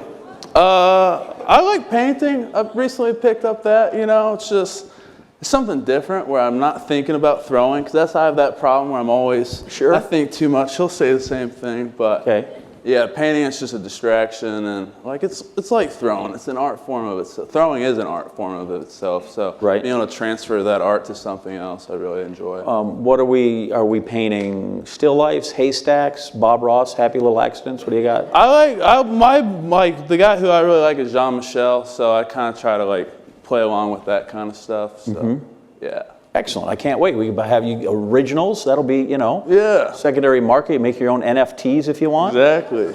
All right. Let's hear what Coach Blue has to say about you and your performances. All right. So, Coach, let me just get this straight. We got a national champion thrower, a hunter, a painter, and a dude who drinks chicken shakes. You got a Renaissance man over there. Yeah. He's definitely a man of many layers. Yeah. Which makes it super fun because he's hilarious. He's not afraid to make fun of himself, and with practice, people don't know he's a big country guy, like country. He was kind of bummed that, can't think of his name. He wants to wear the cowboy hat. Oh, he was the original cowboy hat. Krauser. Ryan Krauser wore his cowboy hat. It's like, damn, I can't do that anymore. I can't do it. Because I want to be like Krauser, but. No, he's, academic, field athlete of the year. He's currently a sports law student in grad school. He's got a bit of everything. And, practices are kind of funny because the first year, it was like, we just listened to old school country, and it's like, oh my gosh.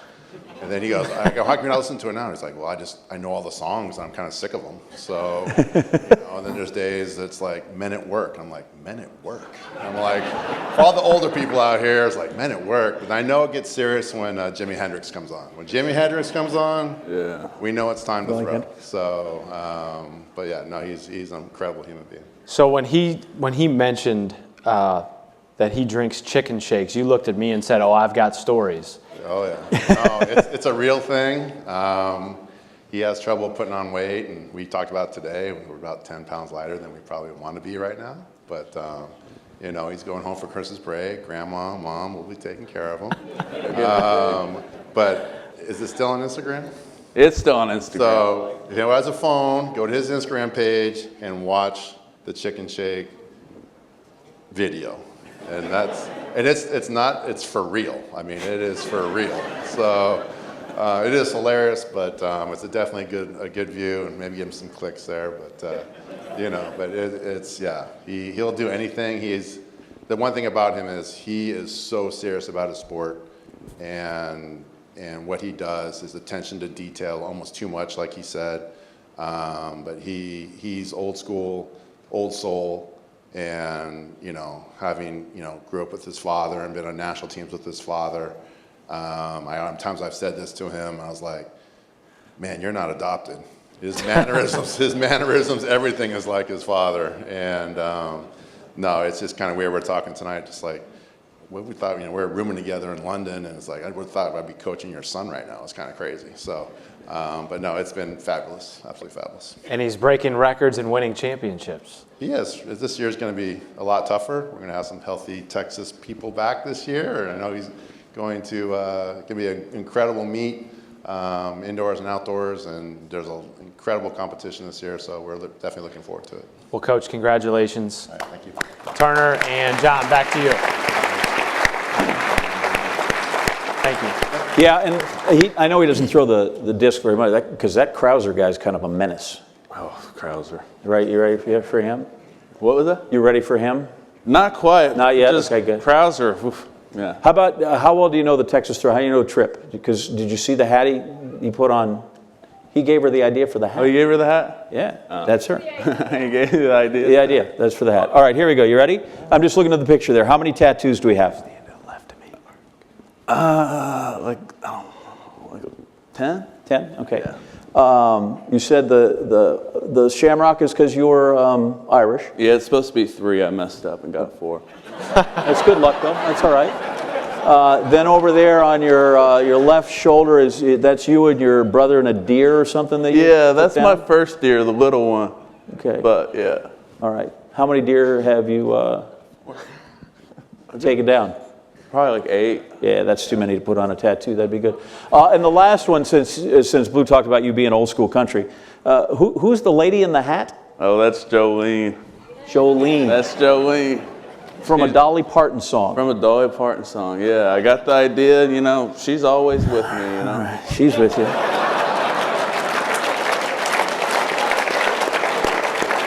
I'm always fascinated, always fascinated. When was the last time somebody tried to mess with you?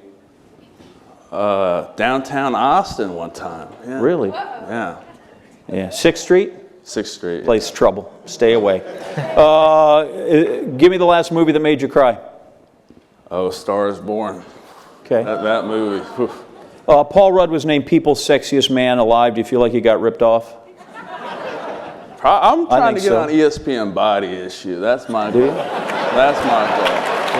That's my goal.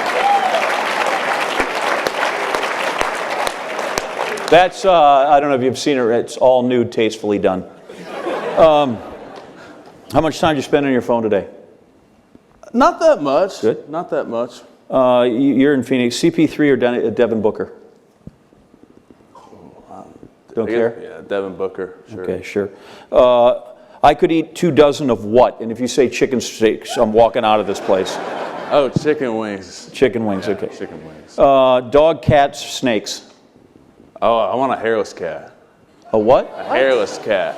Like it just like creep up and scare people.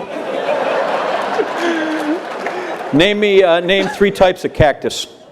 Oh, we got saguaro. Yeah. I was a conservation undergrad, so we all right. Got saguaro, prickly pear. You got yucca. Yep. You got barrel cactuses. You got jumping cholla. Love the jumping cholla. Yeah, that's my favorite. Yep. That's my favorite. All right, I believe you. Last one. Give me one piece of clothing that you will wear until it is threadbare. Oh, I always have a favorite T-shirt at a time. Okay. And what's currently in the rotation? Oh, my ZZ Top shirt. That's my go-to right now. Good. More Texans. Yeah, You're the Texans. Who won the most recent Bowerman on the men's side? Well, Grant Holloway, the man I'm about to beat in the race.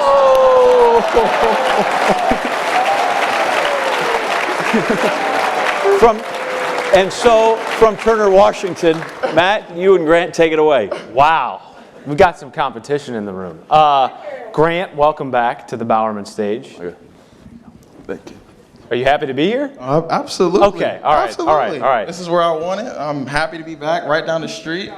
It's a blessing to be here. Yeah. Good to see you again. Yes. Got main man John in the building. You know, everybody's back in town. Tell me a little, because last time I saw you, you were wearing a tuxedo. Tell me a little bit about your outfit tonight. So everybody knows that COVID was a thing. Yep. I wasn't able to go to opening ceremony, so I had opening ceremony tonight. So I have the whole fit on. Feels good.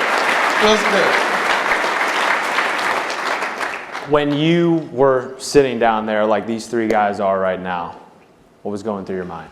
Oh, I was at home and I was like, dang, I don't want to lose at home. I feel like that would be bad. But definitely, you know, all the hard work and dedication, you know, it goes into the play. Really, for me, I saw it as a win.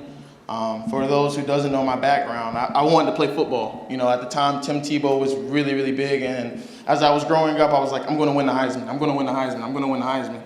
And then, you know, of course, it wasn't the exact Heisman I was thinking of, but to be a finalist for the Bowerman, you know, that kind of made my dream come true. So at the end of the day, I saw it as a positive rather than a negative, and I got blessed with the Bowerman. The Heisman of college track and field. Absolutely. Yeah. Grant Holloway, everybody. Thank you. I will take this. You can go stand right over there. And now I will send it over to Herman Frazier, who has the envelope. Thank you, Matt. First of all, let me say, how about a round of applause for Matt for joining us this year? I also want to congratulate Ms. Mo, but she's not in her chair right there. I'm assuming she's probably doing some interviews with the media. So how about a congratulations to her? It is also interesting because the last time we did meet in this building, we did not have our wonderful friend in 2019, and we're so grateful and so glad that he's back. John Anderson, our guy.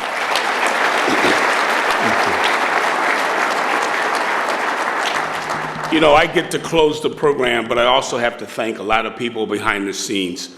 And the first tip of my hat goes to Sam Seams, to him and his staff for all the things that they've done. Sam actually came to Alfreda and myself way back in 2008, 2009, and he had an idea about this program. And I think what you see before you tonight was his creation, his development, and it continues to grow. So thank you. Let me also put in a plug to Leroy Burrell, who is this year's president of the Coaches Association. Hopefully you and your executive committee will continue to support this wonderful event. So we really, really thank you for what you've done as well.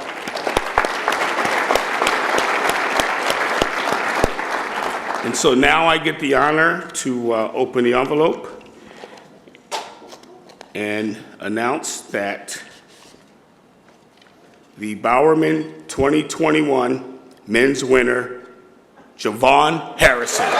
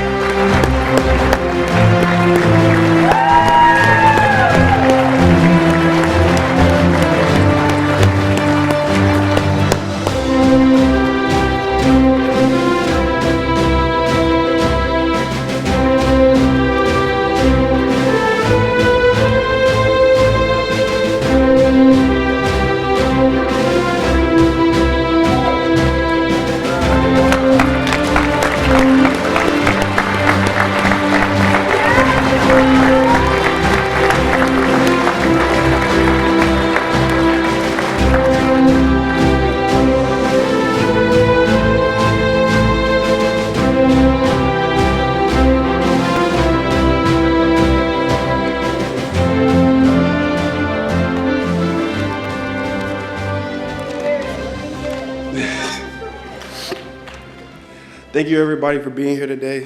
To start off, I would like to thank everybody for this award. I would like to thank the Bowerman Committee for presenting it to me. I would like to thank the Coaches Association for all that you've done for this. I would like to congratulate the other finalists on a great season. You guys did a great job. I want to start off by thanking my teammates this year. It was a great year winning an NCAA title with you guys. It meant a lot being my last season. I would like to thank my teammates, Rayvon, Clark, and Chip. They took a freshman who came in really just weird and helped him grow up and helped him become the man that you guys see today. I would like to thank our media team, Aaron, Sheldon. You guys made my media, and you guys helped me look a lot better on social media than I could have myself. I would like to thank our athletic department for everything that they've done. They've done a fantastic job with us. Would love to thank Coach Shaver, Coach Todd. I need you guys to stand up because you guys are a big part of what happened and how I did everything today.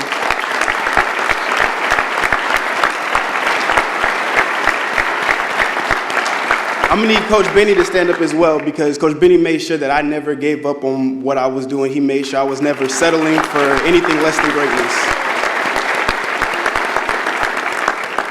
I would like to thank Dr. John and Tori. Those were the athletic trainers that kept my body together throughout this whole season. Even when I was breaking down at meets, helping me, whether it was in between jumps or just in between competitions, they did a lot for me. And I would like to thank, lastly, but very much not least, my mom and my little brother. Y'all two are, oh, there she go crying. I told you,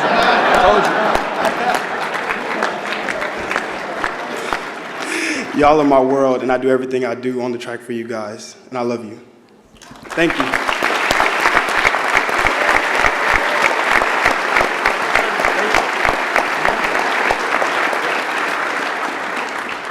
Make sure it has that.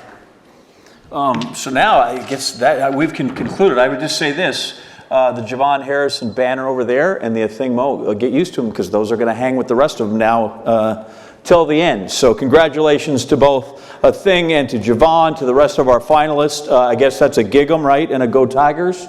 Good for you. Best of luck to everyone here that has athletes that will be competing starting indoor and outdoor.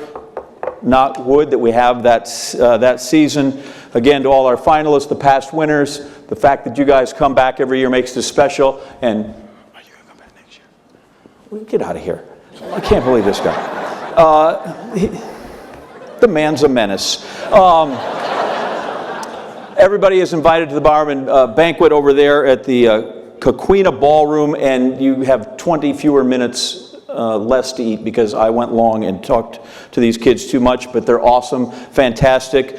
Everybody else gets to go. If you're a finalist and their families, you have to stay, your coaches. We got a lot of pictures. You're going to want this in the yearbook and all that other stuff. So remember to be loose as goose, twice as a shifty. Thanks so much. Enjoy. Appreciate it. Thank you.